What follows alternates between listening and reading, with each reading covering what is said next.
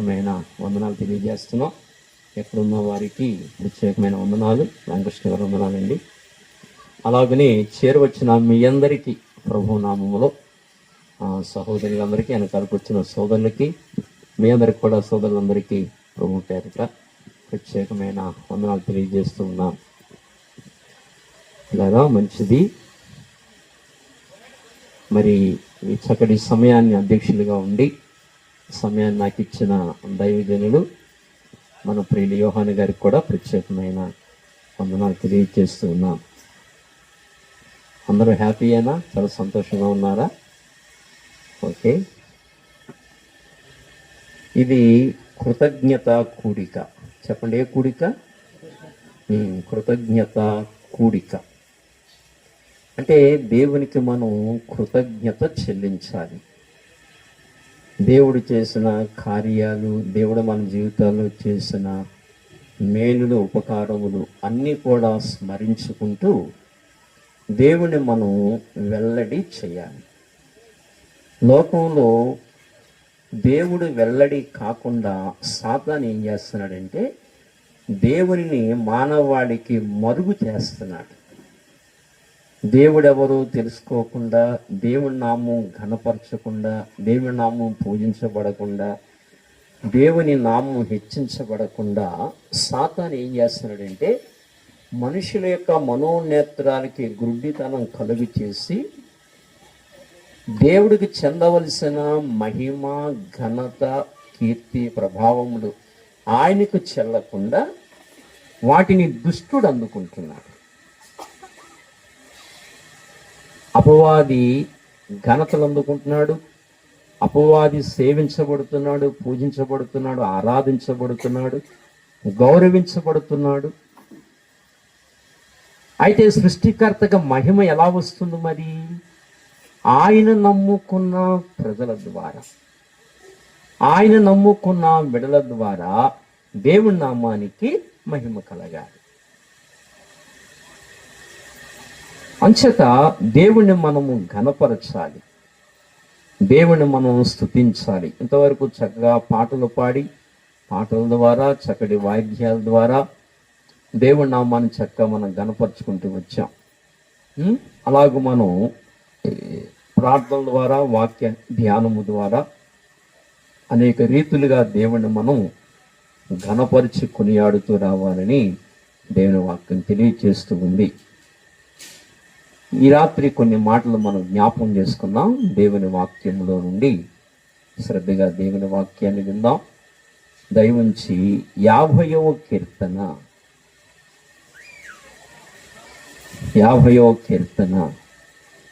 23వ వచనాన్ని మనం చదువుకుందామా?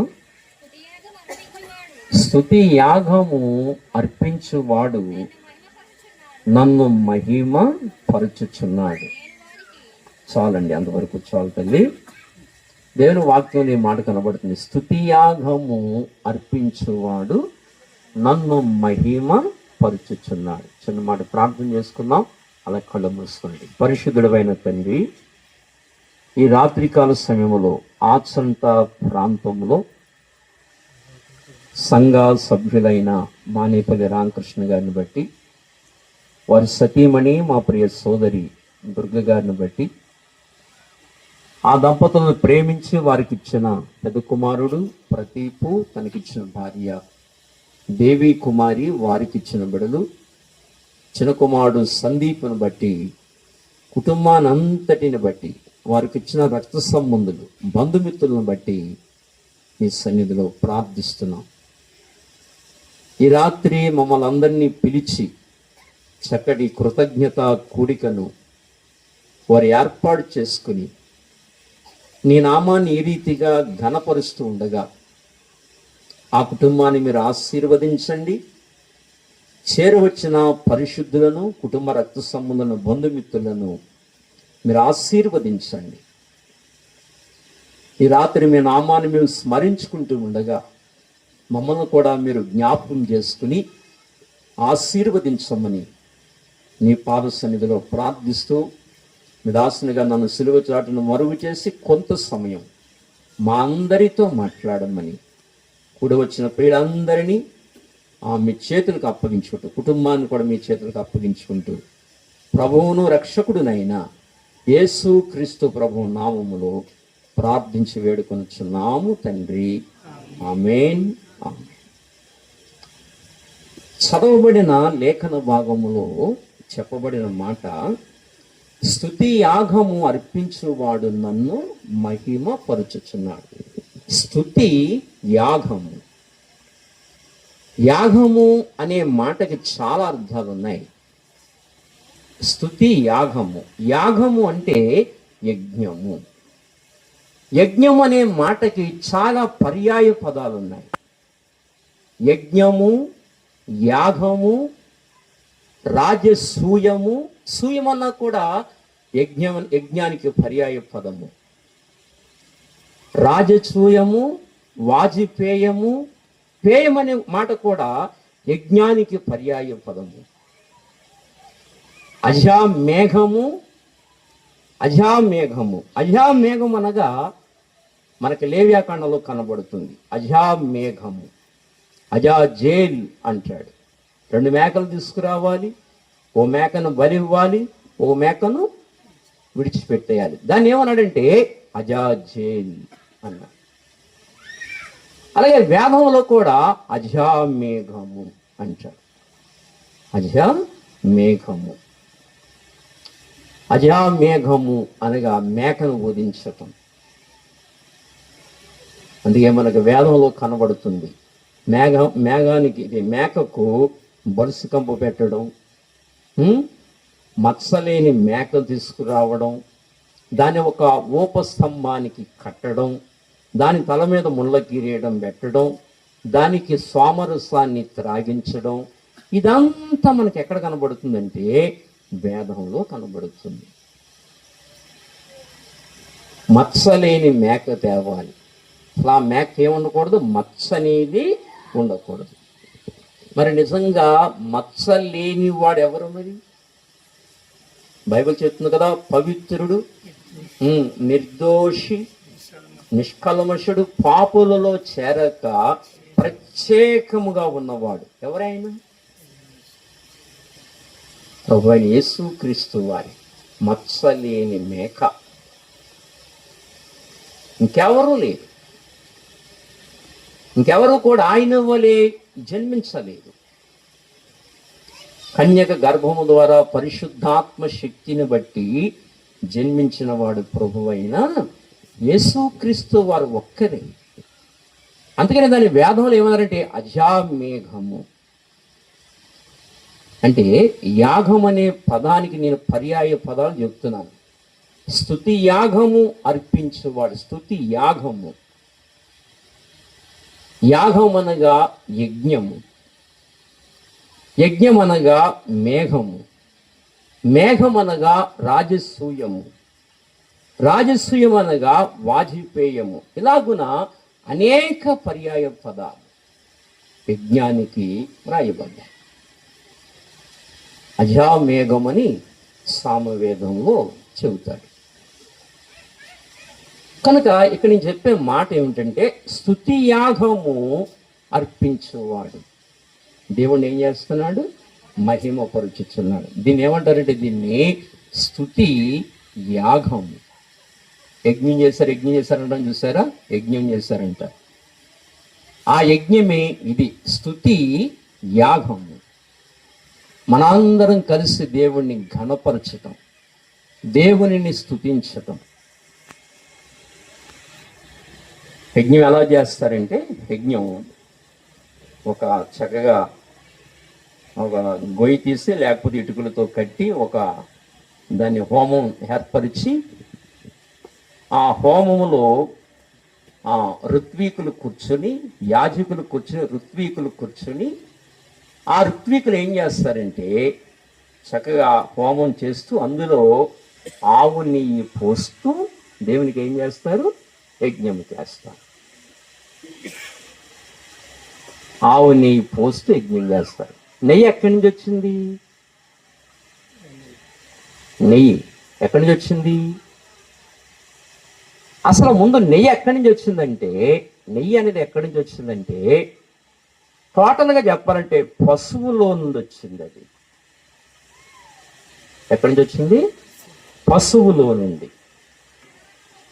ఆ పశువులో నుండి పాలు, ఆ పాలునేమో వేడి చేసి దాన్ని తోడండి పెడితే పెరుగు, ఆ పెరుగునేమో మనం చిలికిస్తే కదా, దాన్ని చక్కగా కవ్వంతో చిలికిస్తే అందులో నుంచి వచ్చేది వెన్న.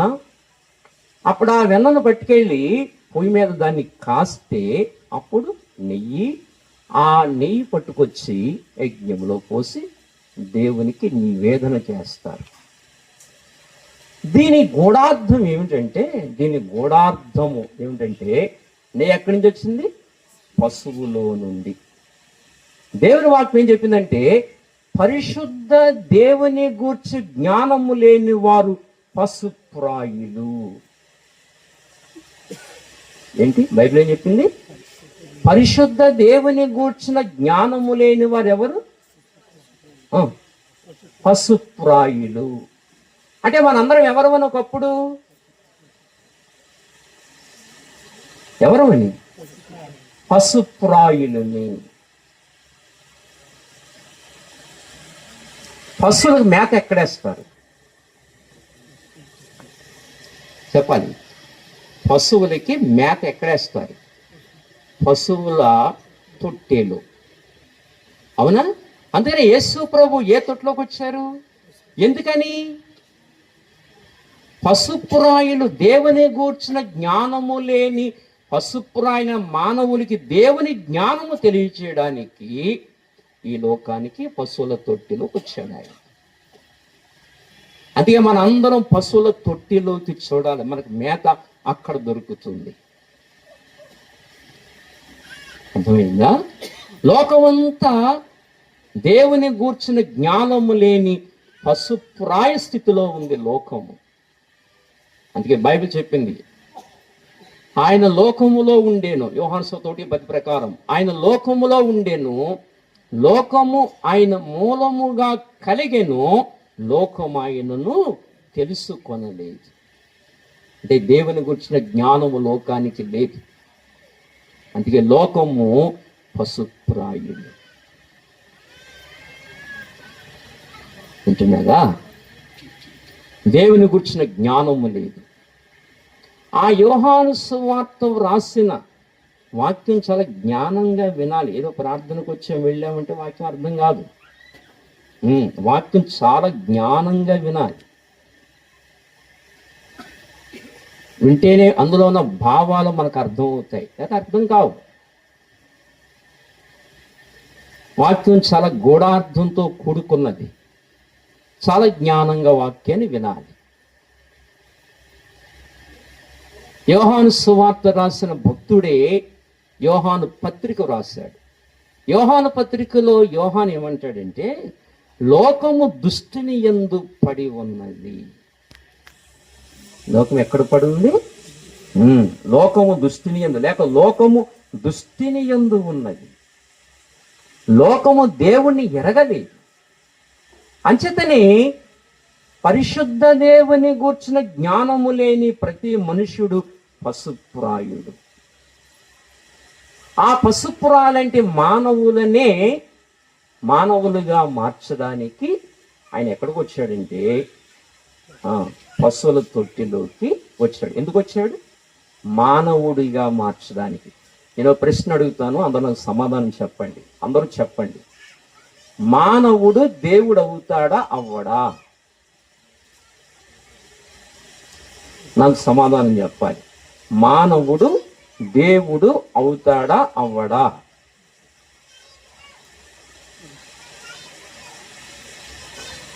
సౌందర్య చెప్తుంది అవడని. ఆలోచించండి, అవడ కదా? అవుతాడా? వెనకాల కూర్చున్న వారు చెప్పాలి, అవుతాడా అవడా? మానవుడు దేవుడు అవుతాడా అవడా? చెప్పాలి. ఏంటి ఎదవాయి కదా, నేనేమనుకోవాలి? దాన్ని ఏమనుకోవాలి? అవుతాడు అనుకోవాలా అవడనుకోవాలా? అవుతాడా అవడా? అవుతాడు. మీకు ఒక బండ గుర్తు చెప్పిన, ఒక బండ గుర్తు, దేవుడు మానవుడయ్యాడు. ఎందుకు? మానవుడిని దేవునిగా మార్చడానికి. లాజిక్ అర్థమైందా? లాజిక్. దేవుడు ఏమయ్యాడు? మానవుడయ్యాడు. ఎందుకని? మానవుని దేవునిగా చేయడానికి. ఇంకో మాట చెప్తాను, ఇంకా మీకు అర్థమయ్యే, సులువుగా అర్థమయ్యడానికి ఇంకో మాట కూడా చెప్తాను మీకు. ఇంకో మంచి మాట. కుక్క ఈనింది, ఆ పిల్లల్ని ఏమంటాం?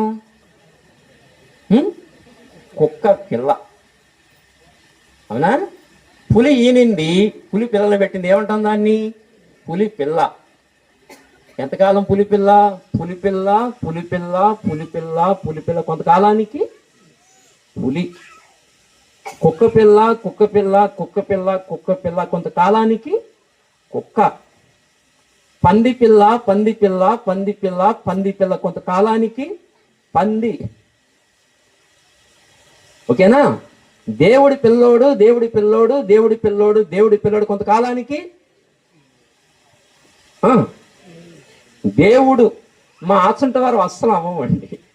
మీరు ఇంకొక 1000 సంవత్సరాలు మీరు వచ్చి వాక్యం చెప్పినా నేను ఇక్కడే ఉంటా. అవునా?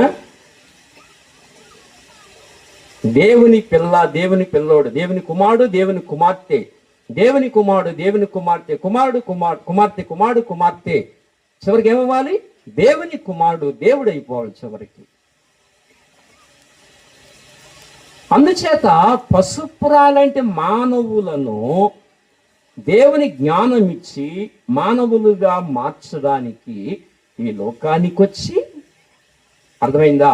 పశువులో నుండి పాలు ఎలాగొచ్చి అందులోంచి నెయ్యి వచ్చి యాగములో ఎలా పనిచేసిందో దేవుని ఆరాధించడానికి, పశుపురాలంటే మనల్ని మానవులుగా మార్చి మన హృదయాలు మార్చి మన హృదయాల్లో నుండి స్తుతియాగం అందుకుంటాడు. అది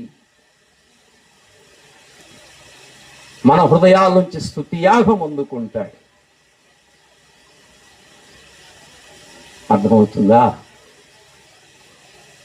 కానీ ఇప్పుడు హోమంలో నెయ్యిపోయడం కాదు, అంతరంగములో నుంచి స్తుతియాగం అర్పించాలి దేవునికి. అంతరంగములో నుండి. అర్థమవుతుందా? నీ అంతరంగములో నుంచి పశువులోంచి పాలు వచ్చి ఆ పాలు లోపల దాగి ఉన్న నెయ్యి హోమానికి ఎలా ఉపయోగపడిందో, అలా మన జీవితంలో దేవుని వాక్యం మార్చిన తర్వాత మన అంతరంగములో నుంచి నెయ్యి ఎలా అయితే లోపల ఉందో దేవుని ఆత్మ ద్వారా దేవుని గణపరచాలి. స్తుతి యాగము అర్పించేవాడు నన్ను మహిమపరుచుచున్నాడు అని చెప్పాడు. దేవునికి మనము స్తుతి యాగము చేయాలి. కనుక ఈ యాగములలో 4 యాగములు ఉన్నాయి. 4 యాగములు. ఈ రాత్రి ఆ 4 యాగాలు ఏమిటో నేను బైబిల్లోంచి మీకు చూపించి నేను ముగిస్తాను. 4 యాగాల్లో మొదటి యాగము ఏదనగా బలియాగము. చెప్పండి, ఏ యాగము? బలియాగము. దాన్నే యజ్ఞము అని పిలిచారు. యజ్ఞముకి మరొక పర్యాయ పదము యాగము, బలియాగము. కనుక మన గురించి లోకరక్షకుడైన ఈ ప్రభువైన యేసు క్రీస్తు వారు మన కొరకు ఏమయ్యారు? బలియాగమయ్యారు. మనందరి కొరకు బలియాగమైనట్లుగా మనం దేవుని వాక్యంలో మనం చూస్తున్నాం. దేవుని వాక్యాన్ని చూడండి, దయవుంచి కొలస్సీలకు రాసిన పత్రిక వాక్యాన్ని మనం గమనిద్దాం. కొలస్సీలకు రాసిన పత్రిక 1వ అధ్యాయము 21వ వచనం చదువుతారా? గత కాలముందు దేవునికి దూరస్తులను మీ దుష్క్రియల వలన మీ మనస్సులో విరోధ భావము గలవారై ఉండిన మిమ్మును కూడా తన సన్నిధిని పరిశుద్ధులుగాను నిర్దోషులుగాను నిరపరాధులుగాను నిలువబెట్టుటకు ఆయన మాంసయుక్తమైన దేహమందు మరణమును ఇప్పుడు మిమ్మల్ని సమాధానపరిచెను. చూడండి, మాంసయుక్తమైన దేహమందు మరణము వలన, మాంసయుక్తమైన దేహమందు మరణము వలన అంటే అర్థం ఏమిటి? యేసు ప్రభువారు శరీరాన్ని దాల్చి, మీకు అర్థమవుతుందా? వాక్యమైన దేవుడు, ఓంకార స్వరూపుడైన దేవుడు, వాక్యమైన దేవుడు ఓం శ్రీ ఉమర్తాయ నమః అన్నట్లుగా పరిశుద్ధాత్మ శక్తి ద్వారా ఆయన లోకానికి వచ్చి ఓంకార స్వరూపుడు వాక్యాన్ని దాల్చి, వాక్యమైన దేవుడు శరీరాన్ని దాల్చి ఈ లోకానికి వచ్చి సిలువలో ఏమయ్యాడు? బలియాగమవుతూ వచ్చాడు. బైబిల్ ఏం చెప్తుంది? ఆది యందు వాక్యం ఉండెను, వాక్యము దేవుడై ఉండెను, వాక్యము దేవుని యొద్ద ఉండెని చెప్పి ఆ వాక్యమే శరీరధారి అయి, అంటే యేసు ప్రభువుని పేరు పెట్టుకుని లోకానికి వచ్చి అప్పుడు సిలువలో వేలాడుతూ యజ్ఞం చేశాడు. అర్థమైందా అని బైబిల్ చెప్తుంది. తర్వాత ఒక శ్లోకం ఏమని చెప్పుద్దంటే, ఓం శ్రీ విరుక్ష సోల అరుదాయ నమః అంటాడు. ఓం శ్రీ విరుక్ష సోల అరుదాయ నమః అంటే ఆ మాటకు అర్థం ఓంకారము సోలము వంటి వృక్షము మీద వ్రేలాడుతూ వచ్చింది. ఓంకారం ఏమిటి? సోలం మీద వ్రేలాడటం ఏంటి? ఆ వృక్షం మీద వ్రేలాడటం ఏంటి? ఓంకారం ఏమిటి? వ్రేలాడటం ఏమిటి? అంటే వాక్యమై ఉన్న దేవుడు శరీరాన్ని దాల్చి అప్పుడు సిలువ మ్రాను మీద వ్రేలాడుతూ వచ్చాడు. ఎందుకు వేలాడి సిలువ మీద ఎందుకు వేలాడుతూ వచ్చాడు? ఆయన ఎందుకు వేలాడుతూ వచ్చాడు? సిలువలో ఎందుకు యజ్ఞం చేశాడు? ఆయన సిలువలో ఎందుకు ఆయన అంత శ్రమ అనుభవించారు? యేసు ప్రభు ఆ సిలువ శ్రమలు చూసారా మీరు? ఏమండి, ఆ సిలువ శ్రమలు గమనించారా? తల మీద భయంకరమైన ముళ్ళ కిరీటం కదా, చేతుల్లో మేకులు, 2 చేతుల్లో మేకులు, 2 కాళ్ళల్లో మేకులు, తర్వాత 39 కొరడా దెబ్బలు. అర్థమవుతుందా? భారమైన సిలువను మోయడం, భయంకరమైన శ్రమలు, ఇదంతా ఎందుకు అనుభవించవలసి వచ్చింది ఆయన? వాస్తవానికి యేసు ప్రభు పాపే? ఆయన తప్పు చేశాడా? ఆయన ఏమన్నా పాపం చేశాడా? మరి ఎందుకు అంత శిక్ష అనుభవించాడు ఆయన? అంటే మీరు నేను సర్వలోకము చేసిన ఆ పాపము ఆయన భరించాడు. బాగా వినాలి, శ్రద్ధగా వినాలి, బాగా ఆలోచించాలి. మనందరం చేసిన పాపానికి ఆయన కలువరి సిలువలో భయంకరమైన శిక్ష, తల మీద ముండ కిరీటం. మనకి కాళ్ళలో చిన్న ముళ్ళు గుచ్చుకుంటే అభ్యంతరం, నడవలేము. చిన్న ముళ్ళు, డాక్టర్ గారికి వచ్చి జ్వరం వచ్చిందని డాక్టర్ గారు వచ్చి చిన్న ఇంజక్షన్ చేస్తేనే తట్టుకోగలమా? దానికే భయపడతాం. కాళ్ళలో చిన్న ముళ్ళు గుచ్చుకుంటే భయపడతాం. కానీ తల మీద కాళ్ళ ముళ్ళుకే తట్టుకోలేము, కానీ తల మీద ముండ్ల కిరీటం, భయంకరమైన ముండ్ల కిరీటం తల మీద భరించాడు ఆయన. చేతుల్లో మేకులు, కాళ్ళల్లో మేకులు, 39 కొరడా దెబ్బలు. కాండ్రకించి 600 మంది ముఖం మీద మూసారు. కాండ్రకించి. నిన్న ఒక మాట అంటే తట్టుకోలేవు, ఇంద్రియాలన్నీ పొంగిపోతాయి. అవునా? ఒక్క మాట అంటే తట్టుకోలేము, మనకి ఎక్కడ లేని కోపం వచ్చేస్తుంది. కానీ 600 మంది కాండ్రకించి మూలుస్తే సహించాడు ఆయన. సిలువలో మ్రేకులు కొడుతుంటే ఓ పక్క నుంచి ప్రాణం వెళ్ళిపోతుంటే ఓ పక్క నుంచి ఆయన ఓపిక చూడండి. తండ్రి వీరేమి చేయుచున్నారో వీరికి తెలియదు, వీరిని క్షమించు అని క్షమిస్తున్న ఆ టైములో క్షమిస్తున్నాడు. ఓ పక్క నుంచి ప్రాణం వెళ్ళిపోతుంది. ప్రాణం, అమ్మా వినాలి, ప్రాణం వెళ్ళిపోతుంటే క్షమిస్తున్నాడు. ఆ ఓపిక ఏంటి, ఆ సహనం ఏంటి, అసలు ఎంత ప్రేమ ఇది! నీవు నేను చేసిన పాపానికి శిక్ష ఆయన అనుభవిస్తున్నాడు.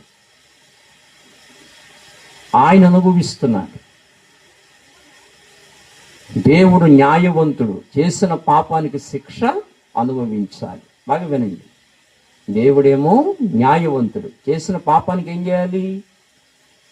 శిక్ష అనుభవించాలి. రేపొద్దుట మన అందరం శరీరాన్ని విడిచిపెట్టిన తర్వాత ఆత్మ ఎక్కడికి వెళ్ళాలి?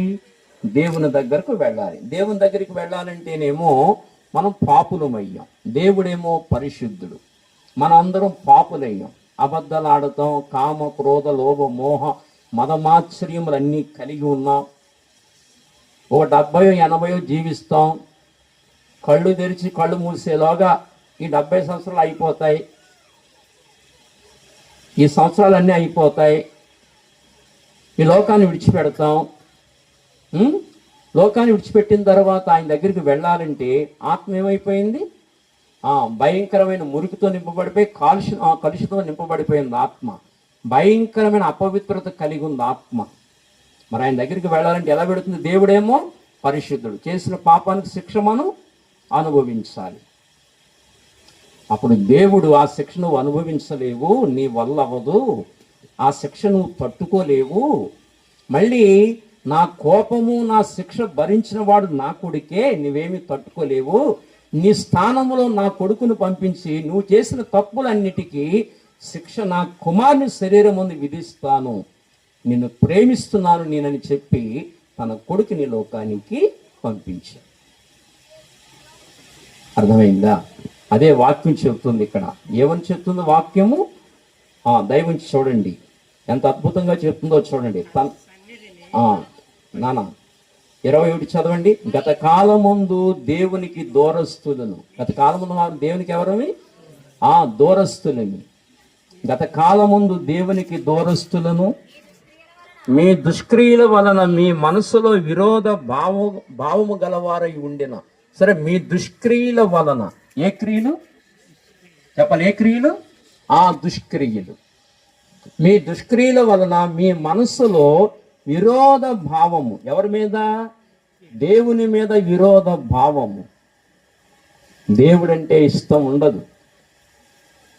ఉదయంలో చీకటి ఉంది, ఆయన వెలుగు ఇద్దరికి పడదు, చీకటికి వెలుగుకి పడదు. అలాగే హృదయంలో ఏం కలిగి ఉన్నారంటే మానవుడు ఆయన మీద విరోధ భావము కలిగి ఉండి, ఆ తర్వాత చదవండి. విరోధ భావం కలిగి ఉండిన మిమ్మును కూడా, అదిగో మిమ్మును కూడా, విరోధ భావము కలిగి ఉండిన మిమ్మును కూడా తన సన్నిధిని పరిశుద్ధులుగాను నిరపరాధులుగా నిలవబెట్టడానికి ఆయన మాంసయుక్తమైన దేహమందు మన కొరకు బలియాగమయ్యింది. అలా బలయ్యి మన దేవునితో సమాధానపరిచాడు. ఎంత మంచి ప్రేమ అండి ఇది. ఇప్పుడు నేను ఒకడికి 10 లక్షలు అప్పున్నాను, నేను తీర్చలేకపోతున్నాను. అప్పుడు రామకృష్ణ గారు వచ్చి తీర్చారు. నా అప్పు ఏమైంది చెప్పాలి? తీరిపోయిందా లేదా? ఇప్పుడు అతను నన్ను శిక్షిస్తాడా? నన్ను చెట్టుకి కట్టేస్తాడు. ఇప్పుడు చెట్టుకి కట్టేసి బాధ పెడుతున్నాడు. 10 లక్షలు నేను ఇవ్వలేకపోతున్నాను. చెట్టు కట్టి కొడుతున్నాడు. అప్పుడు రామకృష్ణ గారు లేకపోతే ఎవరో ఒకళ్ళు వచ్చి నా 10 లక్షలు తీర్చేశారు. ఏమైంది? అప్పుడు నా అప్పు తీరిపోయింది. నన్ను చెట్టు కడతాడా? కట్టడు. అలా మనందరం కూడా పాపపు రుణము చేసాం. అది ఆ రుణాన్ని తీర్చింది ఎవరంటే ప్రభువైన యేసుక్రీస్తు వారు. మనం చేసిన తప్పులన్నిటికీ, మనం చేసిన పాపములన్నిటికీ ఆయన శిక్ష అనుభవించాడు. వింటున్నారా? అందుకని ఈ యజ్ఞ పురుషుడి గురించి, ఈ యాగ పురుషుడి గురించి అనేక గ్రంథాల్లో వ్రాయబడింది. సకల మానవాళికి రక్షణ ఇవ్వాలి కనుక అనేక గ్రంథాల్లో ఆయన గురించి చక్కగా వ్రాయబడింది. సహయజ్ఞ ప్రజాసృష్టో పురోవాచ అనేన ప్రశిష్యద్వ మేష ఉత్విష్టక మధుక్ అన్నాడు. సహయజ్ఞ, నేనే యజ్ఞం అయిపోతానని చెప్పాడు ఆయన. నేనే యజ్ఞం అయిపోతాను. అలా చెప్పిన వాడెవడు? అనేనా. అనేనా అంటే పరిశుద్ధుడు అని అర్థం. ఎలా పరిశుద్ధుడు ఆయన? ప్రసవిష్యద్వా. ద్వా అంటే రెండు, ప్రసవ విషయ అంటే ప్రసవ అంటే జన్మ పాపము లేనివాడు, విషయ అంటే కర్మ పాపము లేనివాడు. ప్రసవిష్యద్వా అంటే ఈ రెండు పాపములు లేనివాడు. ఈ రెండు పాపం లేనివాడు ఎలా యజ్ఞం చేయాలి? మేష ఉత్విష్టక. మేష అంటే ఒక మేక వలె, ఉత్విష్ట అంటే యజ్ఞము చేయాలి. మేష ఉత్విష్టక అంటే ఒక పశువు వలె యజ్ఞము చేయాలి. ఎవరి కొరకు? మధు అంటే లోకముల కొరకు యజ్ఞము చేయాలి. ఆ శ్లోకాన్ని జాగ్రత్తగా చదువుకుంటే అది ఎక్కడికి నడిపిస్తుందంటే ఆ శ్లోకం ఇది ఇక్కడికి నడిపిస్తుంది, ప్రభు దగ్గరికి నడిపిస్తుంది. సహయజ్ఞ ప్రజాసృష్టో పురోవాచ అనేన ప్రశిష్యద్వ మేష ఉత్విష్టక మధు అన్నాడు. మన కొరకు ఆయన బలియాగమయ్యాడు, యజ్ఞ పురుషుడు. ఏమండి, ఇంకో చోట అంటాడు, ప్రజాపతి దేవేజ్ఞం ఆత్మానం యజ్ఞం కృత్వా ప్రాయశ్చిత్త. యజ్ఞం ప్రాయశ్చిత్త ఎంత అద్భుతమైన మాట. ప్రజాపతి దేవేభ్యం ఆత్మానం యజ్ఞం కృత్వా ప్రాయశ్చిత్త అంటే ప్రాయశ్చిత్తము చేయడానికి ప్రజాపతి దిగి రావాలి. ఎవరు? ప్రజాపతి. పురా అంటే ప్రజలను, జా అంటే పుట్టించినవాడు. మీకు అర్థమైందా? ప్రజలను పుట్టించినవాడు. ఆయన ఏం చేయాలి? పుట్టించినవాడు ఏం చేయాలి? యజ్ఞము చేయాలన్నాడు. అయితే ప్రజలను పుట్టించిన వాడు ఎవరంటే వాక్యం చెప్తుంది, ఆది యందు వాక్యం ఉండెను, వాక్యము దేవుని యొద్ద ఉండెను, వాక్యము దేవుడై ఉండెను, తర్వాత ఆయన ఆది యందు దేవుని యొద్ద ఉండెను అని చెప్పి సమస్తము ఆయన మూలముగా కలిగెను. ఆయన లేకుండా ఏది కలగలేదు. అంటే అన్నీ చేసినది ఆ వాక్యమే. అప్పుడు ఆ వాక్యం వల్ల ఏమైంది? శరీరము దాల్చి భూమి మీదకు వచ్చింది. అంటే అన్నీ చేసిన వాక్యమే శరీరము దాల్చి భూమి మీదకు వచ్చింది. అన్నీ చేసిన వాడు ప్రజాపతి అని వాక్యం చెప్తుంది, వేదం చెప్తుంది. ప్రజాపతి, అన్నీ చేసిన వాడే ప్రజాపతి. మీకు అర్థమైందా? చూడంటాడు ప్రజాపతి యజ్ఞం అంటాడు. ప్రజాపతి యజ్ఞం అంటే ప్రజాపతే యజ్ఞము చేయాలి. శుక్ల యజుర్వేదంలో చెప్పాడు. ప్రజాపతి యజ్ఞం అంటాడు అంటే ప్రజాపతే యజ్ఞము చేయాలి. ఎవరు యజ్ఞం చేయాలి? ప్రజాపతి. ఆ ప్రజాపతి యజ్ఞము చేయాలి. ప్రజాపతి అంటే ఎవరు? అన్నీ చేసిన వాడు. ఆది యందు వాక్యం ఉండెను, వాక్యము దేవుని యొద్ద ఉండెను. ఆ వాక్యమే శరీరధారి లోకానికి వచ్చి ఆ వాక్యమే సమస్తాన్ని సృజించింది. అందుకే ఆయన శరీరము దాల్చి యజ్ఞం చేశాడు. అందుకనే యజ్ఞ పురుషుడు ఆయన. ఏ పురుషుడు?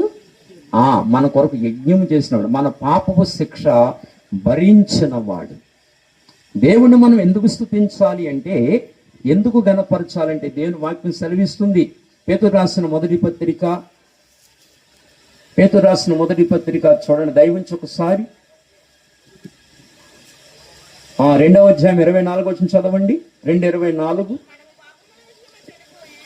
మనము పాపముల విషయము చనిపోయి నీతి విషయమై జీవించినట్లు ఆయన తానే తన శరీరమందు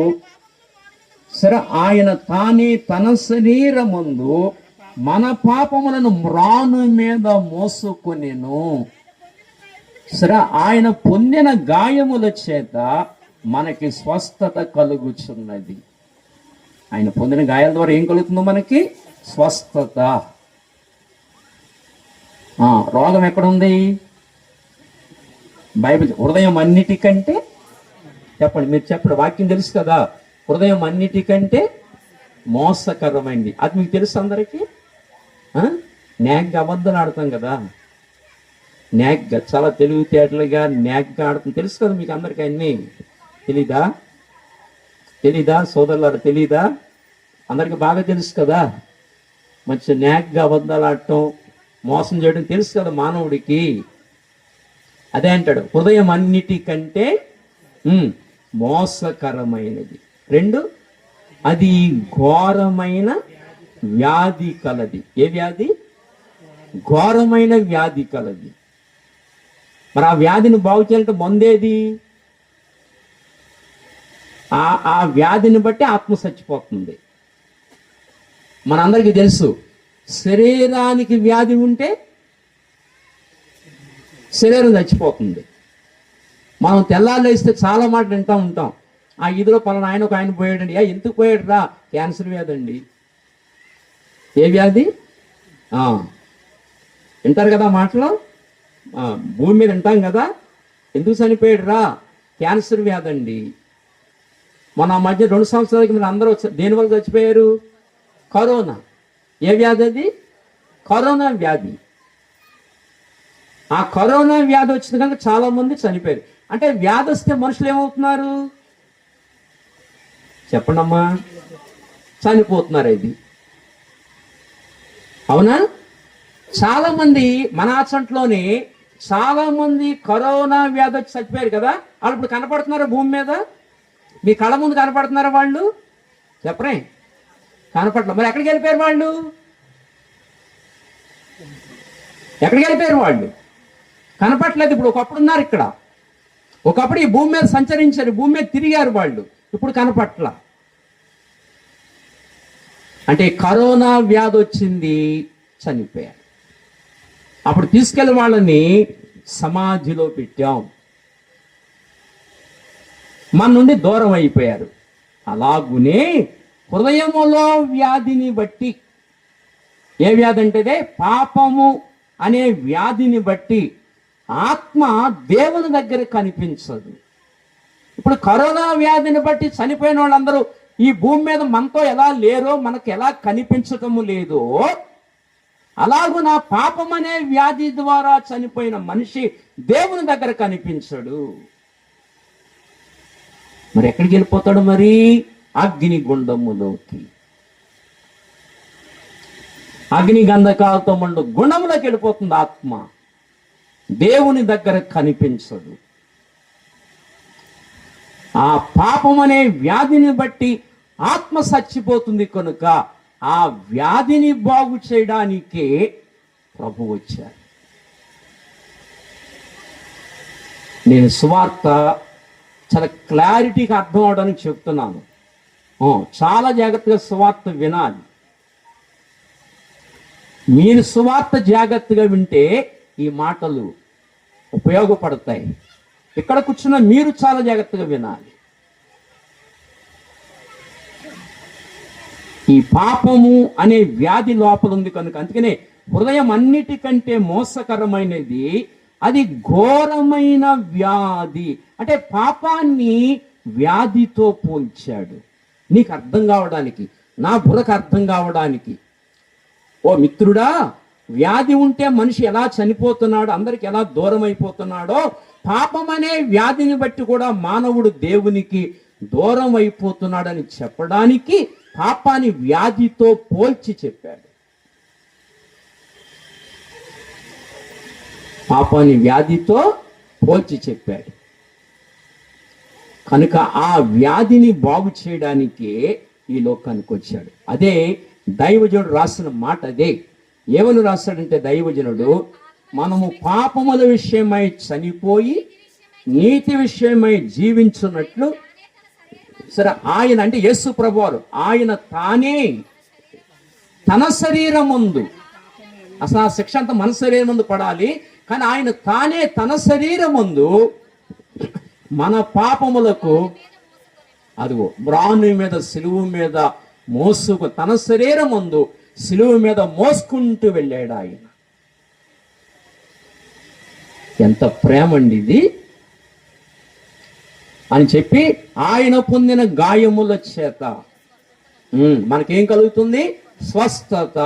అంటే ఆయన పొందిన గాయముల ద్వారా పరిశుద్ధ రక్తాన్ని ఒలికించాడు కనుక ఆ రక్తము ద్వారా హృదయంలో పాపం అనే వ్యాధికి అది మందు. ఆ రక్తముతో కడుక్కుంటేనే ఆ వ్యాధి పోతుంది. అంచేత నువ్వు తీర్థయాత్రలు చేస్తే ఆ పాపం పోదు. మిత్రుడా, సోదరుడా, వింటున్నావా? న కర్మణ న ప్రజయ ధనేన త్యాగైన ననుమృతత్వ మానుష అన్నాడు. నువ్వు చేసే మంచి కార్యముల ద్వారా నీ పాపం పోదని చెప్పాడు. బైబిల్ చెప్పింది 64:6 యెషయా గ్రంథం 64:6 చెప్పాడు, మనమందరము అపవిత్రుల వంటి వారమైతిమి. మనందరం ఏమయ్యాం? ఆదాము మొదలుకుని మానవులందరూ అపవిత్రుల వంటి వారయ్యారు, అపవిత్రులయ్యారు. మనమందరము అపవిత్రుల వంటి వారమైతిమి, మా నీతి క్రియలన్నీ నీ దృష్టికి మురికి గుడ్డల వలె ఆయను. మన నీతి క్రియలన్నీ, నువ్వు అన్నదానం చేస్తున్నావా, నీ అంతరంగంలో ఉన్న పాపము దాన్ని మురికి చేస్తుంది. నువ్వు గోదానం చేస్తున్నావా, నీ అంతరంగంలో మురికి దాన్ని మురికి చేస్తుంది. నువ్వు ఏ దానం చేసినప్పటికీ, వస్త్రదానం చేస్తున్నావా, అన్నదానం చేస్తున్నావా, గోదానం చేస్తున్నావా, పుణ్యక్షేత్రములు దర్శిస్తున్నావా, నువ్వేది చేసినప్పటికీ కూడా నీ అంతరంగములో ఉన్న పాపము ఆ నీతి క్రియను మురికి చేస్తుంది. అందుకని మానవుడు మంచి కార్యముల ద్వారా దేవుని రాజ్యానికి వెళ్ళడు. న కర్మణ న ప్రసయ ధనేన త్యాగేన ననుమృతత్వ మానుష అన్నాడు. నువ్వు చేసే మంచి కార్యముల ద్వారా దేవుని రాజ్యానికి వెళ్ళవని చెప్పాడు. అవి చేయకూడదనా? కాదు, చెయ్యాలి. ఎప్పుడు చెయ్యాలంటే ముందు హృదయము కడుక్కొని అప్పుడు దాన ధర్మములు చేయి, అప్పుడు దేవుడు అంగీకరిస్తాడు. హృదయము కడుక్కొని అప్పుడు అన్నదానము చేయి, దేవుడు అంగీకరిస్తాడు. హృదయము కడుక్కొని ఏ దానమైనా చేయి, అప్పుడు దేవుడు అంగీకరిస్తాడు. కారణం, దేవుడు పరిశుద్ధుడు కనుక ముందు హృదయాన్ని కడుక్కోవాలి.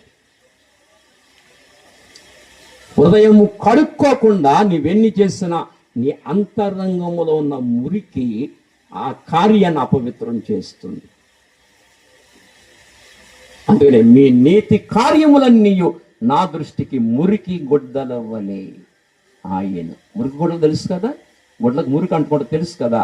అలా కార్యాలకు ఏమంటుకుంటుంది? మురికి. పాపం అనే మురికి అంటుకుంటుంది. అంచేత ముందేం కడుక్కోవాలి? హృదయం కడుక్కోవాలి. హృదయం కడుక్కోవాలి. దేని ద్వారా కడుక్కుంటాం? యాసిడ్ ద్వారానా? యాసిడ్ ద్వారా కడుక్కుందామా? పాలు ద్వారా కడుక్కుందామా? పాలు ద్వారా కడుక్కోలేం, యాసిడ్ ద్వారా కడుక్కోలేం, నీళ్ళ ద్వారా కడుక్కోలేం, వేడి నీళ్ళ ద్వారా కడుక్కోలేం, పెట్రోల్ ద్వారా కడుక్కోలేం, కిరోసిన్ ద్వారా కడుక్కోలేం. దేని ద్వారా కడుక్కోవాలంటే పరిశుద్ధుని రక్తములో కడుక్కోవాలి. దేవునామానికి మహిమ కలుగును గాక. తొందరగా మీకు భోజనం ఏర్పాట్లు చేస్తాం, ఒక 5 నిమిషాలు వాక్యం వింటే. ఓకేనా? కనుక గమనించాలి, పరిశుద్ధిని రక్తము ద్వారా హృదయాన్ని కడుక్కోవాలి. అందుకని అంటాడు, రక్తములో కడుక్కుంటేనే కానీ లోకానికి పుణ్యం రాదు. అందుకని అంటాడు, నపుణ్యం ప్రాణదానస్య జగత్పుణ్యం నహి నహి. నపుణ్యం ప్రాణదానస్య, ప్రాణదానము లేనిదే జగత్తుకు పుణ్యము రాదు. జగత్తుకు ఏమి రాదు? పుణ్యము రాదు. ముందు ప్రాణదానము, ప్రాణం దానం చేసిన ఆ పరిశుద్ధ రక్తంలో కడుక్కొని అప్పుడు మంచి కార్యాలు చేస్తే మనకి పుణ్యం వస్తుంది. నా పుణ్యం ప్రాణదానస్య జగత్పుణ్యం నహి నహి అన్న.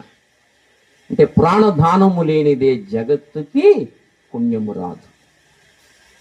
అందుచేత మనకి పుణ్యం ఇవ్వడానికి, మన పాపాలు కడిగి మన వ్యాధిని తొలగించడానికి ఇంకో శ్లోకం అంటాడు, ఇహైవే నరక వ్యాధి చికిత్స నకరోతిహ. ఇహైవే నరక వ్యాధి, ఇహలోకములో ఉన్నప్పుడు నరకానికి వెళ్ళే వ్యాధి ఏంటంటే పాపం అది. ఇహైవ నరక వ్యాధి చికిత్స నకరోతిహ గత్వాని రౌషధం దేశ వ్యాధిస్తే కింకరిష్యతే అంటాడు. ఇహలోకంలో ఉన్నప్పుడు పాపానికి మందు ఆయన రక్తమే, దాంతో కడుక్కోకపోతే రాబోయే లోకంలో నీకు పాప క్షమాపణ లేదన్నాడు. ఇహలోకంలో ఉండగానే కడుక్కోవాలి. చిలక జారిపోయిన తర్వాత చేసేది ఏమీ లేదు. చిలక అస్థి పంజరంలో ఉండగానే చేయాలి ఏం చేసిన. ఏ పంజరం? అస్థి పంజరం. అస్థి పంజరం అంటే ఎముకల గూడు. ఆ ఎముకల గూడులోనే ఉంటుంది చిలక. ఏ చిలక? ఆత్మ అనే చిలక. ఆ చిలక ఎగిరిపోకుండానే ఏం చేయాలి? ఇల్లు చక్క పెట్టుకోవాలి, రక్షకుడి దగ్గరికి రావాలి. యేసయ్యా నేను పాపిని తండ్రి, నన్ను క్షమించు నాయనని అడగాలి. నా శిక్ష అంతా మీరు భరించారు తండ్రి, నా చేతి ద్వారా చేసిన పాపానికి నువ్వు శిక్ష అనుభవించావు నాయన, నా ఆలోచనకి తల మీద నీవు ముళ్ళ కిరీటం అనుభవించావు తండ్రి. పాపానికి వచ్చే జీతం మరణం. పాపం అనేది వ్యాధి. వ్యాధిని బట్టి నేను చనిపోతున్నాను కనుక నా స్థానంలో నువ్వు చనిపోయావు. నీవు చనిపోయి నన్ను బ్రతికించావు తండ్రి, అందుకు కృతజ్ఞత. అందుకు దేవునికి కృతజ్ఞత. నీవు చనిపోయి నన్ను బ్రతికించావు తండ్రి. వాస్తవానికి నీకు చావు లేదు అంటాడు కదా. నేను మొదటి వాడను, జీవించువాడను, మొదటి వాడను, కడపటి వాడను, జీవించువాడను. ఆయనకి మరణము లేదు. ఆయనకి జీవించువాడను, అసలు ఆయనకి మరణమే లేదు. ఆయనకి జీవించువాడను. ఇదిగో మృతుడినైతిని, కానీ ఇదిగో మృతుడినైతిని. ఇదిగో అనే మాట అర్థం చెప్పను. ఇదిగో నీ కొరకే మరణమైతిని, నీ కొరకే చనిపోయాను, నీ కొరకే మరణించాను అని చెప్పడం. నీ కొరకు చనిపోయి నిన్ను బ్రతికించడానికి. అది నీ కొరకు చనిపోయిన ప్రభుని ద్వేషిస్తావా? ఇది న్యాయమా? ప్రియ తమ్ముడు, ఇది న్యాయమా? ప్రియ అన్నయ్య, ఇది న్యాయమా? ప్రియ అక్క, ఇది న్యాయమా? ప్రియ చెల్లి, ఇది న్యాయమా? న్యాయము కాదు. ఈ రాత్రి నువ్వు జాగ్రత్తగా ఆలోచించాలి. ఒకప్పుడు అలా ద్వేషించిన వాడిని ప్రభు నన్ను వెదకి రక్షించాలి.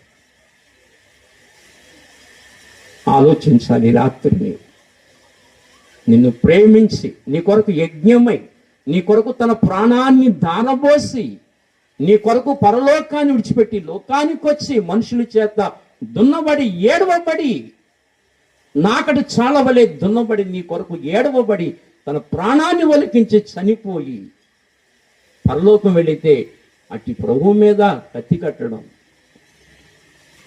న్యాయం కాదు. అట్టి ప్రభువుని మన రక్షకుడిగా అంగీకరించాలి. యేసయ్యా నేను పాపిని తండ్రి, నీ రక్తంలో నా ప్రతి దోషమును కడిగి నన్ను శుద్ధీకరించు తండ్రి, నన్ను పవిత్రునిగా చేయి, నిన్ను అంగీకరిస్తున్నాను తండ్రి అని అలా అంగీకరించినప్పుడు మన పాపములన్నీ కడిగి, తాను కార్చిన రక్తంలో కడిగి మనం శుద్ధీకరించి దేవుని రాజ్యంలో యుగయుగాలు బ్రతికేటట్లుగా చేస్తాడు ఆయన. యుగయుగాలు ఆయనతో బ్రతుకుతాం, యుగయుగాలు ఆయనతో జీవిస్తాం. ప్రియ మిత్రులారా, స్నేహితులారా, ఈ మాటలు ఆలోచించాలి. అందుచేత ఆ పాపం అనే వ్యాధిని బాగు చేయడానికి లోకానికి వచ్చారు ఆయన. ఆ వ్యాధిని దేవుడు స్వస్థపరిచారు. గొప్ప ఆరోగ్యాన్ని దేవుడు మనకి అనుగ్రహించారు. గొప్ప ఆరోగ్యాన్ని దేవుడు మనకి ఇచ్చినందుకు ఏం చేయాలి? దేవుడిని మనం ఏం చేయాలి? స్తుతించాలి, గణపరచాలి. ఏముంది? నన్నెంతగానో ప్రేమించేను, నన్నెంతగానో కరుణించేను నా యేసుడు, నా పాపము నా శాపము తొలగించెను, నన్ను కరుణించెను, తొలగించెను, నన్ను కరుణించెను, నన్నెంతగానో ప్రేమించెను, నన్నెంతగానో కరుణించెను. అందరూ సార్ చప్పట్లు కొడదామా? నిజంగా దేవుని స్థితిందాం. మీ రెండు చేతులు పట్టి దేవుడిని నిజంగా మనసారా చప్పట్లు కొట్టి ఘనపరచండి. నీకు జన్మనిచ్చిన ప్రభువుని, నీకు రక్షణ ఇచ్చిన ప్రభువుని మనస్ఫూర్తిగా నువ్వు ఆరాధించాలి.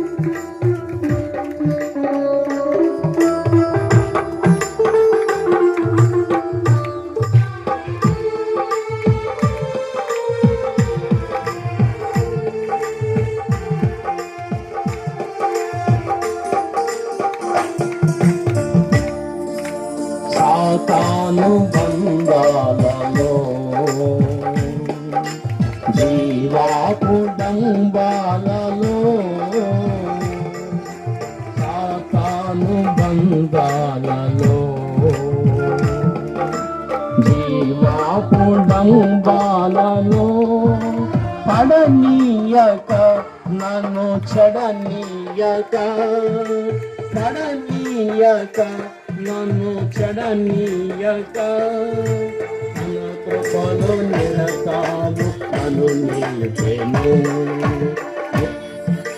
నిరతాము నన్ను నిలిపెను, నన్నెంతగానో ప్రేమించెను, నన్నెంతగానో కరుణించెను. నా యేసుడు నా పాపము నా శాపము తొలగించెను, నన్ను కరుణించెను, తొలగించెను, నన్ను కరుణించెను. ఘనమైన ఆ ప్రేమకు వెలలేని త్యాగంబుకు, ఘనమైన ఆ ప్రేమకు వెలలేని త్యాగంబుకు ఏమిస్తును నేనేమివ్వగలను, ఏమిస్తును నేనేమివ్వగలను. నన్ను నేను ఆ ప్రభుకు సమర్పించును, నన్ను నేను ఆ ప్రభుకు సమర్పించును. నన్నెంతగానో ప్రేమించెను, నన్నెంతగానో కరుణించెను. నా యేసుడు నా పాపము నా శాపము తొలగించెను, నన్ను కరుణించెను, తొలగించెను, నన్ను కరుణించెను. అలాగున సకల మానవాడిని రక్షించడానికి సిలువలో ఏం చేశాడు? ఆయన యజ్ఞము చేసి మన కొరకు తన ప్రాణాన్ని దారబోశాడు. దీన్ని సిలువ యాగము అని పిలుస్తాం. ఏ యాగం?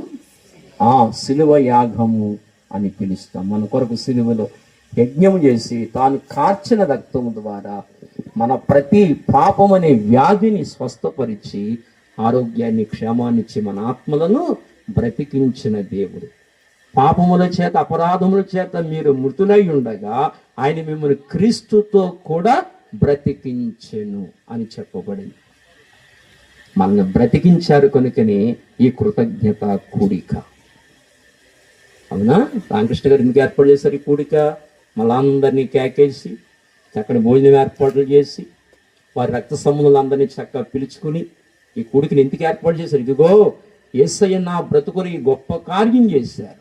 యేసయ్య మా ఆత్మలను బ్రతికించారు, మా పాపం అనే వ్యాధిని స్వస్థపరిచారు, యేసయ్య మా ఆత్మను బ్రతికించారు అని వెల్లడి చేయడానికి ఈ కూడిక. అర్థమవుతుందా? అది వెల్లడి చేయడానికి, ఈ గొప్ప ఉపకారము దేవుడు మా కుటుంబంలో చేశాడు అని చెప్పడానికి ఈ కూడిక. వింటున్నారా? ఇదిగో నా జీవితంలో ప్రభు ఈ కార్యం చేశారు. నేను మృతుడిని, నా కుటుంబం మృత స్థితిలో ఉంది, మేము ఆత్మలో చనిపోయిన వారు. శారీరకంగా మేము బ్రతికున్నాం కానీ ఆత్మలో చనిపోయిన వారం, ఆత్మలో దేవునితో సంబంధము లేని వారం, దేవునికి దూరస్తులు మేము. అలాంటి మమ్మల్ని దేవుడు బ్రతికించాడు, దేవునితో సంబంధాన్ని కలిపాడు, మమ్మల్ని ఏర్పరచుకున్నాడు అని చెప్పడానికే ఈ కూడిక, ఈ కృతజ్ఞత కూడిక. అందుకే దేవుని ఘనపరచాలి. దేవుణ్ణి మనం ఏం చేయాలి? ఘనపరచాలి. దేవుణ్ణి మనము స్తుతించి ఘనపరచాలి. దీన్ని ఏమంటారంటే స్తుతి యాగము. ఇప్పుడు యాగము, అవును స్తుతి యాగము. కనుక మన కొరకు ఆయన శిలువ యజ్ఞము చేశాడు ఆయన. ఏమండి, ఎంత అద్భుతమైన మాటలండి ఇవన్నీ కూడా, ఎంత అద్భుతమైన మాటలు ప్రియులారా. ఎండమావి జగమని ఎరిగి పరుగెడ నేలకు యువ మేధావి.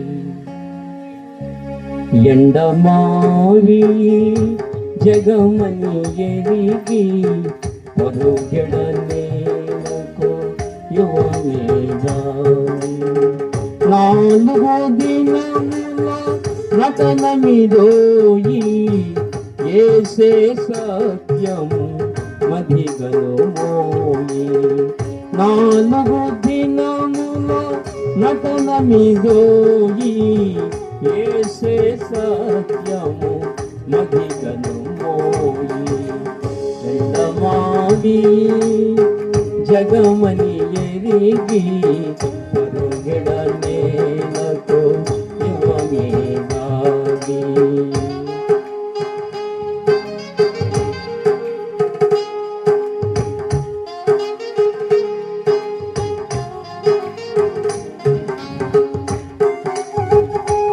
ఇంకొక 5 నిమిషాలు అభివృద్ధి చేస్తాము.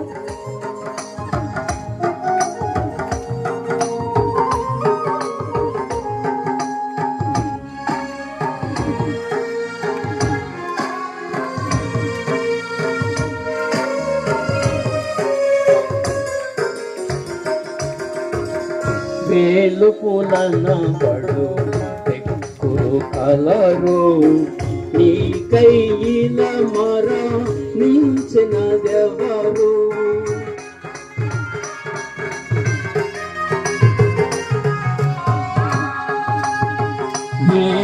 వేలుపులనబడు పెక్కులు కలరు నీ కైల మర నించిన దేవరు.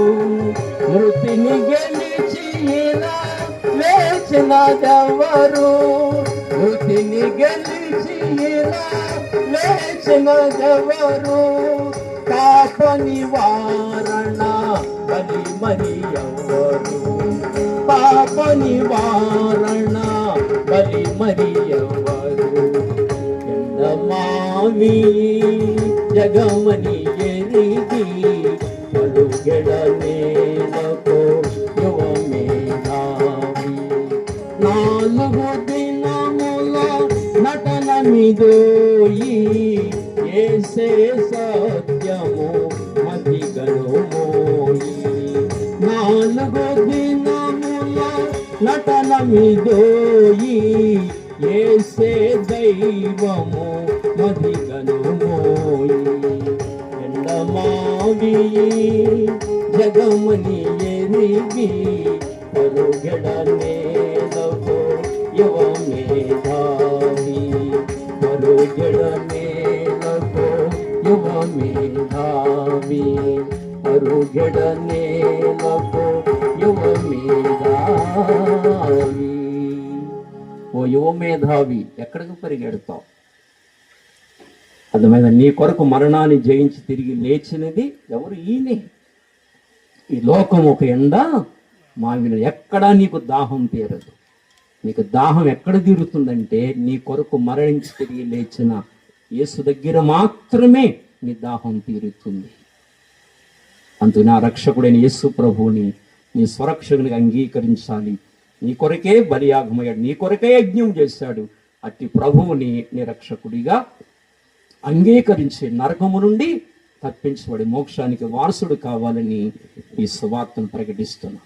కనుక మొదటి విషయం ఏదనగా సిలువ యాగము. చెప్పండి, సిలువ యాగము. రెండవది ఏదనగా స్తుతి యాగము. దయవించి హెబ్రీయులకు రాసిన పత్రిక, నేను 4 యాగాలు చెప్తానన్నాను. ఎన్ని?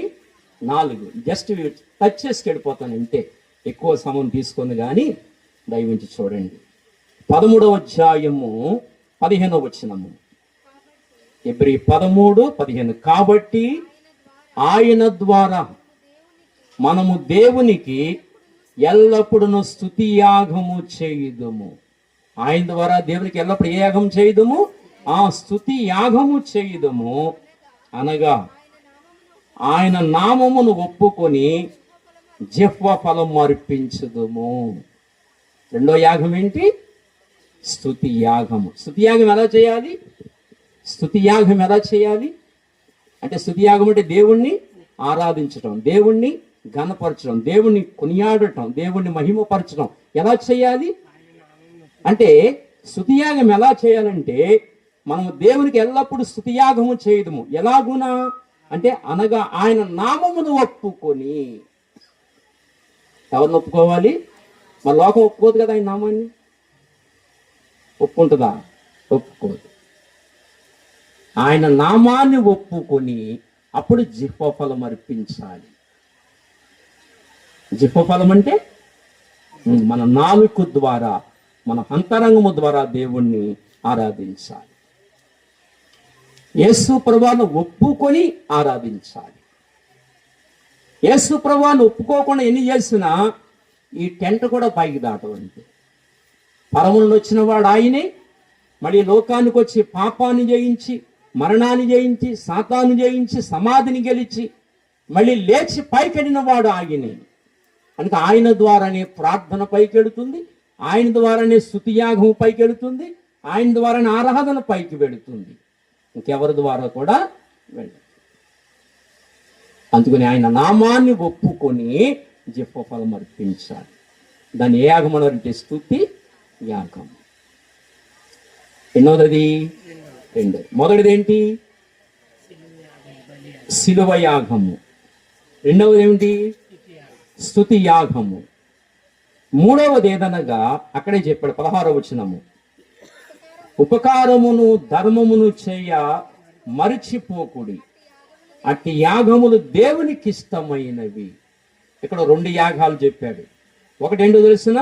ఉపకారము అనే యాగము. చెప్పండి, మూడోది ఏంటి? ఉపకారం అనే యాగము. మనం అందరికి ఉపకారం చేయాలి, అపకారం ఎవరికి చేయకూడదు. మనం అందరికి ఏం చేయాలి? ఉపకారం చేయాలి. చేతనైతే ఉపకారం చేయాలి, కానీ ఎవరికి మనం అపకారం చేయకూడదు. అంటున్నారా? అపకారం ఎవరికి మనం చేయకూడదు. మాట ద్వారా కానీ, మన ఆలోచన ద్వారా కానీ, మన క్రియల ద్వారా కానీ మనం అపకారం ఎవరికి చేయకూడదు. మనం అందరికి ఏం చేయాలి? ఉపకారమే చేయాలి అంతే. అపకారం అనేది ఎవరికి చేయకూడదు మనం. అందుకని ఉపకారం అనేది ఒక యాగం అని చెప్పాడు. ఒకవేళ ఉపకారం చేయడం రాలేదనుకోండి, కాముగా ఊరుకోవాలంతే. అపకారం అయితే ఎవరికి చేయకూడదు. అర్థమైందా? చెప్పండి, మూడో యాగం ఏంటి? చెప్పాలి. ఉపకారం అది. ఇందాక రామకృష్ణ గారు చెప్తున్నారు, ఇందాక దేవుడు అన్ని విషయాల్లో మమ్మల్ని చల్లగా చూశాడండి, రక్షణ ఇచ్చాడు. గత కాలంలో వారి ఆరోగ్యం బాగోలేదు, వాళ్ళు చక్కటి ఆరోగ్యాన్ని ఇచ్చి దేవుని సన్నిధిలో నిలబెట్టుకున్నారు. గొప్ప ఉపకారం చేయలేదు దేవుడు ఆయన జీవితంలో? గొప్ప ఉపకారం ఇది. ఆయన గురికి ఎంతో ప్రార్థన చేశాం గత రోజుల్లో. ఇవాళ మంచి ఆరోగ్యం ఇచ్చి మన మధ్యలో సజీవ లెక్కలో ఉంచారు, నెమ్మదినిచ్చారు. ఏమండి, మన మధ్యలో సజీవ లెక్కలో ఉన్నారు ఆయన. ఇదంతా ఏమంటారు? దీన్ని ఉపకారం కదా. నీవు చేసిన ఉపకారములకు నేనేమి చెల్లింతును. ఏం చెల్లించగలం కదా? నీవు చేసిన ఉపకారములకు నేనేమి చెల్లింతును. ఏడాది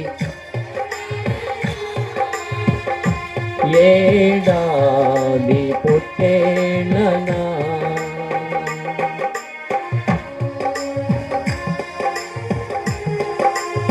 ఒక శరణం పాడుకుందామండి. అందరికి వచ్చిన పాటే కదా, ఇది పాడదాం.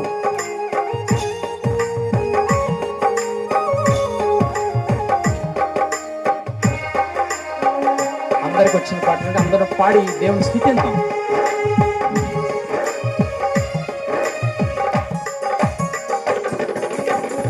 వేలాది నదులంత విస్తార తైలము నీకిచ్చిన చాలునా.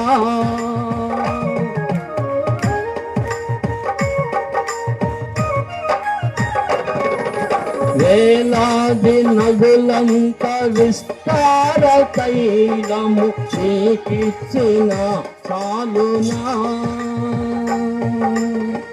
గర్భఫలమైన నా జ్యేష్ఠ పుత్రుని నీకిచ్చిన చాలునా. గర్భఫలమైన నా జ్యేష్ఠ పుత్రుని నీకిచ్చిన చాలునా. నీవు చేసిన ఉపకారములకు నేనేమి చెల్లింతును. నీవు చేసిన ఉపకారములకు నేనేమి చెల్లింతును. జరా మా జీవితాల్లో ఎన్ని మేలులు చేశాడంటే అన్నీ కాదు. నా జీవితంలో లెక్కేసుకుంటే నన్ను బ్యాక్ పెయిన్ నుంచి విడిపించాడు ఆయన. మొన్నటికి మొన్న కరోనా నుంచి నన్ను విడిపించాడు. అంతేకాదు మధ్యలో వచ్చిన ఆపరేషన్ నుంచి విడిపించాడు. ఇప్పుడు హార్ట్ కంప్లైంట్ నుంచి విడిపించాడు. ఎన్ని ఉపకారాలు ఇవి.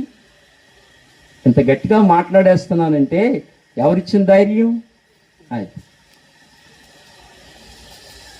అవును, ఇవన్నీ ఆయన చేసిన ఉపకారములు, ఆయన చేసిన మేలులు.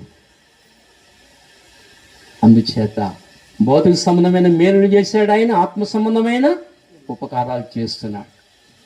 మనందరి జీవితాల్లో దేన స్థితి నుండి లేవనెత్తని దేవుడు. నిజంగా ఒప్పుకుంటారా ఒప్పుకోరా? ఒప్పుకుంటారా ఒప్పుకోరా? అందరూ ఒప్పుకోవాల్సిన మాట ఇది. దేవుడు లేవనెత్తని దేవుడు మనల్ని. ఆ సాక్ష్యాలు చెప్పాలంటే ఎన్ని సాక్ష్యాలు ఉన్నాయి. కనుక ఆయన చేసిన ఉపకారాలు దేన్ని మనం మర్చిపోకూడదు. దేవుడిని ఎల్లప్పుడూ మనం జ్ఞాపకం చేసుకోవాలి. దేవుణ్ణి మనం స్తుతించాలి. నేను ఆ విషయం జ్ఞాపకం చేస్తాను, అది చెప్పి నేను ముగిస్తాను.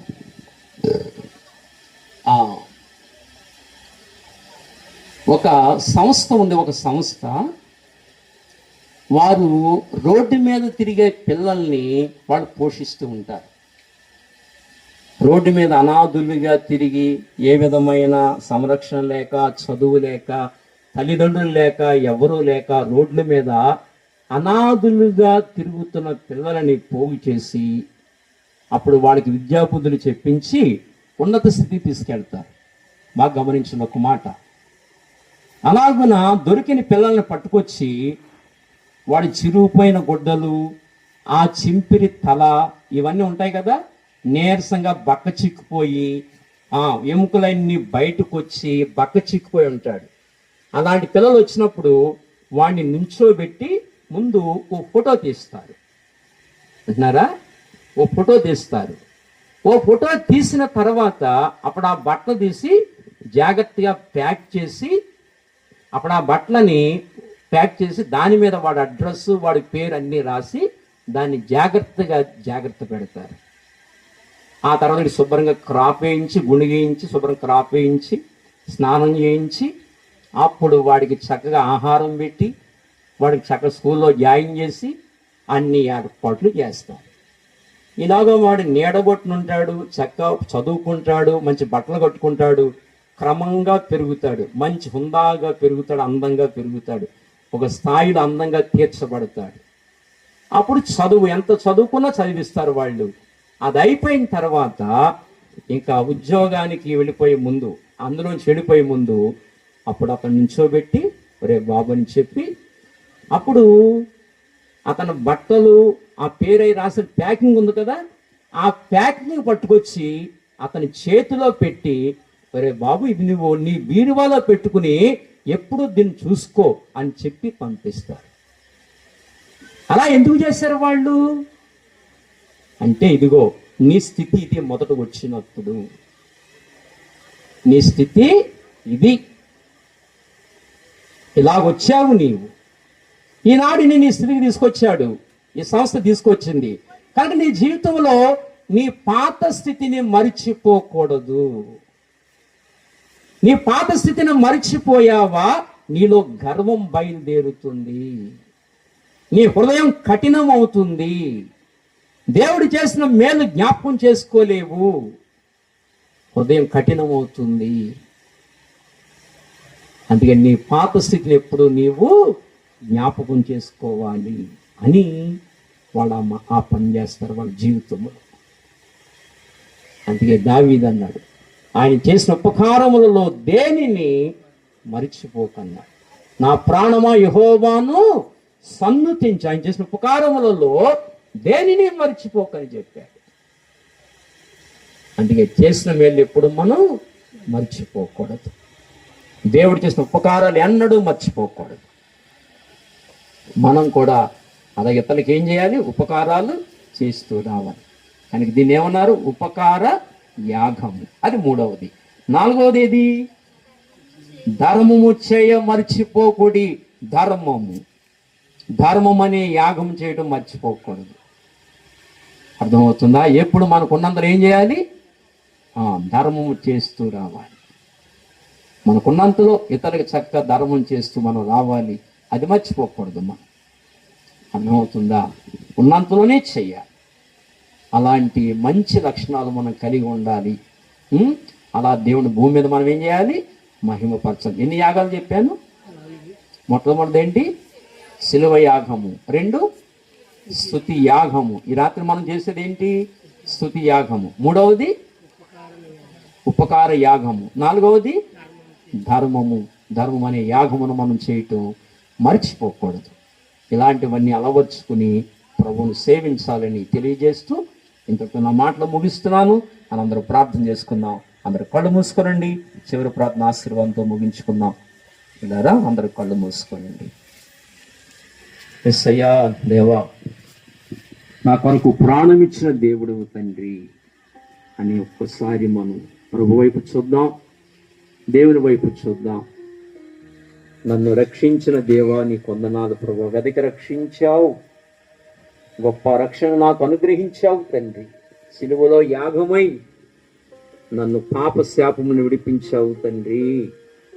ఇదిగో హృదయపూర్వకంగా నీకు వందనాలు చెల్లిస్తున్నాను, కృతజ్ఞతాస్తుతులు చెల్లిస్తున్నానని దేవునికి నమ్మకంగా స్తుతి యాగం సాగిద్దాం. దేవుణ్ణి స్తుతిద్దాం, దేవుని గణపరుచుకుందాం, దేవుని కొనియాడదాం. అందరం కలిసి ప్రభు వైపు చూద్దాం. చిన్న మాట ప్రార్థన చేసుకుని ఈ కూడికను ముగించుకుందాం. దేవుని వైపు చూద్దాం.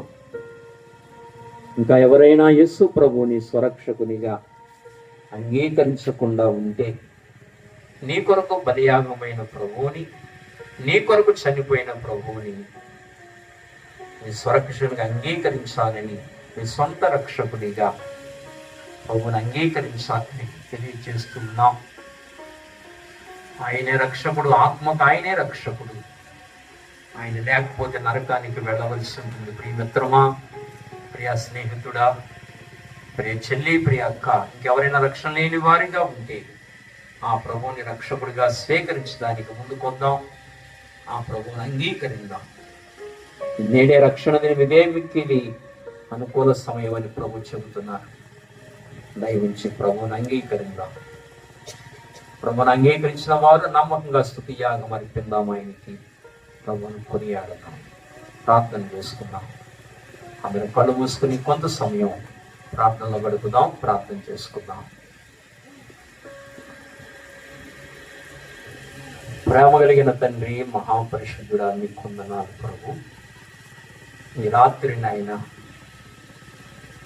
ఈ ప్రాంతంలో, ఈ వీధిలో మా ప్రియుడు మానేపల్లి రామకృష్ణ గారిని బట్టి, దుర్గ గారిని బట్టి, వారికి ఇచ్చిన 2 కుమారులు, కోడలు, వారికి ఇచ్చిన 2 మనవల కొరకై ప్రత్యేకంగా ప్రార్థిస్తున్నాను.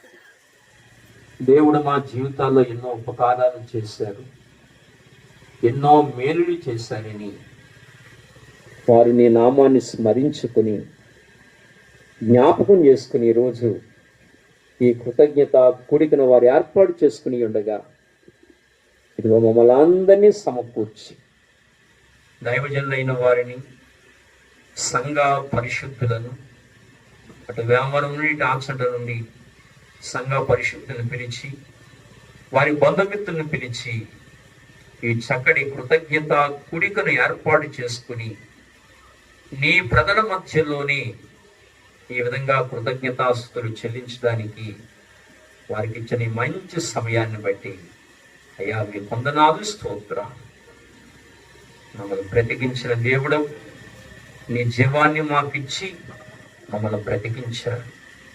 అందుకు నీ పాదానికి వందనానికి ఎన్నటికీ మాకు మరణము లేకుండా చేసిన గొప్ప దేవుడు, క్రీస్తుతో కూడా మమ్మల్ని బ్రతికించిన దేవుడు. అందును బట్టి నీ పాదానికి వందనాలు. ఇంత గొప్ప రక్షణ మానేపల్లి రామకృష్ణ గారికి, దుర్గ గారికి, వారి కుమారులకి గొప్ప రక్షణ ఇచ్చారు, వారి కోడలికి గొప్ప రక్షణ ఇచ్చారు. ఇంత గొప్ప రక్షణ వారి జీవితాల్లో పొందుకుని ఆనందంగా, సంతోషంగా నేను సేవించే భాగ్యము వారికి దయచేశారు. అందును బట్టి ఈ పాదానికి వందనాలు. భౌతిక సంబంధమైన, ఆత్మ సంబంధమైన ఎన్నో మేలులు వారి జీవితాల్లో మీరు చేశారు కనుక ఈ విధంగా నీ నామాన్ని స్మరించుకుంటూ నీ నామాన్ని గణపరుస్తూ వచ్చారు. వారిని ఆశీర్వదించి, దీవించి బలపరచవలసిందిగా మీ సంలో ప్రార్థన చేస్తూ, వారి కుటుంబంలో మీరు చేసిన ప్రతి మేలు కొరకై వందనములు, స్తోత్రాలు చెల్లించుకుంటూ, అలాగే సంపూర్ణ ఆరోగ్యాలు ఇచ్చి వారి బ్రతుకు దినాలన్నీ కూడా నీ కృపాక్షేమములు వారి వెంట పంపించి వారిని ఆశీర్వదించి దీవించమని ప్రత్యేకంగా ప్రార్థిస్తూ, సభలో చేరవచ్చిన పరిశుద్ధులందరినీ పేరు పేరు వరుసన అందరినీ జ్ఞాపకం చేసుకోమని కోరుకుంటున్నాం. మరియు ఎవరిలో మా ప్రియులు వచ్చారు వారందరినీ జ్ఞాపకం చేసుకోండి. ఆచంటుడు మా ప్రియులు వచ్చారు, అందరినీ కూడా నీ కృపలో జ్ఞాపకం చేసుకోండి. ఇంతవరకు చక్కగా నైనా అధ్యక్షులు కూడా నడిపించిన మీ దాసులు, మా ప్రియులు యోహాన్ గారిని బట్టి, వారి కుటుంబాన్ని బట్టి ప్రార్థిస్తున్నాం. అంత మాత్రమే కాదు, పాటలు పాడిన మా సోదరులను బట్టి, వారి కుటుంబాలను బట్టి ప్రార్థిస్తున్నాం. అలాగే వేమవరం నుండి ఆచరణ వచ్చిన మా ప్రియులందరినీ బట్టి అయ్యా నీ సన్నిధిలో ప్రత్యేకంగా ప్రార్థిస్తున్నాం. చక్కటి వాయిస్ సహకారం అందించిన ప్రియ తమ్ముళ్ళను బట్టి కూడా నీకు వందనములు, స్తోత్రాలు. వచ్చిన వారందరికీ చక్కటి ప్రేమ విందును ఏర్పాటు చేశారు, దాన్ని బట్టి కూడా నీకు వందనాలు, స్తోత్రాలు. ఆ సమయాన్ని కూడా ఆశీర్వాదకరంగా చేయమని ప్రార్థన చేస్తున్నాం. ఈరోజు ఈ కూడికని ఏర్పాటు చేసుకున్నారు. నిన్నటి దినానైతే వర్షం పడింది, ఈ రోజైతే చక్కటి వాతావరణం ఇచ్చి చక్కగా నీ సన్నిధిలో కూర్చుని నిన్ను పాడడానికి, నిన్ను స్తుతించడానికి, నీ మాటలు ఈ రీతిగా వినడానికి వాతావరణాన్ని అనుకూలపరిచి ఈ చక్కటి కూడిక నీ కుటుంబం ద్వారా జరిగించినందుకై వందనాలు, స్తోత్రాలు చెల్లించుకుంటూ, మరి అనేక మంది రక్త సంబంధాలు పిలుచుకున్నారు, వారందరిని బట్టి కూడా నీ వందనాలు. వారిని కూడా మీరు ఆశీర్వదించి దీవించండి. మరి ముఖ్యంగా ఈ ఆచంట గ్రామాన్ని దీవించండి. ఈ గ్రామంలో, ఈ వీధిలో నివసిస్తున్న ప్రియులందరికీ ఆయుర ఆరోగ్య క్షేమ ఐశ్వర్యాలు ఇచ్చి, సుఖశాంతులు ఇచ్చి, ఈ ఆచంట గ్రామంలో నివసిస్తున్న ప్రజలందరూ సుఖ సౌఖ్యాలతో వర్ధిల్లినట్లుగా మీ దీవెన, మీ ఆశీర్వాదము ఈ గ్రామ ప్రజల మీద, ఈ వీధిలో నివసిస్తున్న ప్రజల మీద ఉంచవలసిందిగా ప్రార్థన చేస్తూ, మరొకసారి ఈ కుటుంబాన్ని, మీటింగ్ ఏర్పాటు చేసుకున్న కుటుంబాన్ని, చేరువచ్చిన మమ్మల్ని అందరినీ మీ చేతులకు అప్పగించుకుంటూ, నా వాక్యము నీరు కట్టి ఫలింపచేయమని కోరుకుంటూ, ఈ సమయంలో రేపు ఆదివారం ఆరాధన ఉంది. ఆరాధన కార్యక్రమాల్లో మీరు మాకు తోడై ఉండి సహాయము చేయవలసిందిగా కోరుకుంటూ, మహిమ, ఘనత, కీర్తి, ప్రభావములు నీ నామమునికి ఆరోపించుకుంటూ యేసు ప్రభు శక్తి కలిగిన నామములో ప్రార్థించి స్తుతించి ఆరాధించి వేడుకొనుచున్నాము తండ్రి. ఆమేన్. మన తండ్రి అయిన దేవుని దీవెనయు పరిశుద్ధాత్మిక అన్యోన్య సహవాసము క్రీస్తు వారి యొక్క నిత్య కృప మీటింగ్ ఏర్పాటు చేసిన ప్రియ కుటుంబానికి చేరువచ్చిన మనందరికీ మన సహవాసములన్నిటికీ సకల పరిశుద్ధులకును సదాకాలము దేవుడు తోడై ఉండి నడిపించునుగాక. ఆమేన్. అందరికి వందనాలండి. అందరికి వందనాలు. సోదరులందరికీ వందనాలు. ఇంతవరకు చాలా ఓపికగా వాక్యం విన్నారు. దేవుడు మిమ్మల్ని అందరినీ దీవించి ఆశీర్వదించును గాక. మంచిది. అందరికి భోజనం